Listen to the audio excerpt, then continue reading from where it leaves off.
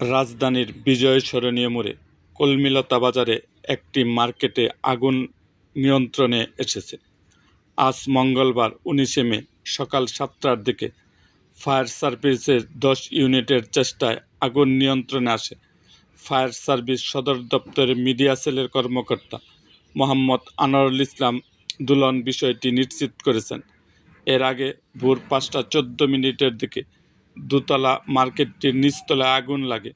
খবর পেয়ে ফায়ার সার্ভিসের একাধিক ইউনিট ঘটনাস্থলে পৌঁছে আগুন নিয়ন্ত্রণের কাজ শুরু করে। আনোয়ারুল ইসলাম দুলন জানান, সকাল ৫টা ১৪ মিনিটে আগুন লাগার সংবাদ পাওয়া যায়। পরে সকাল ৫টা ২০ মিনিটে ফায়ার সার্ভিসের ইউনিট ঘটনাস্থলে পৌঁছে আগুন নিয়ন্ত্রণের কাজ শুরু করে। বিজয় সরণি মোড়ের কলমিলতা বাজারের দোতলা মার্কেটের নিচতলায় আগুনের সূত্রপাত হয়। তিনি আরও জানান, আগুন নিয়ন্ত্রণে তেজগাঁও, মোহাম্মদপুর, মিরপুর ও সিদ্দিক বাজার ফায়ার স্টেশনের মোট ১০টি ইউনিট কাজ করে। তাৎক্ষণিকভাবে আগুন লাগার কারণ ও ক্ষয়ক্ষতির পরিমাণ জানা যায়নি। এছাড়া আগুনের হতাহতের কোনো খবর পাওয়া যায়নি।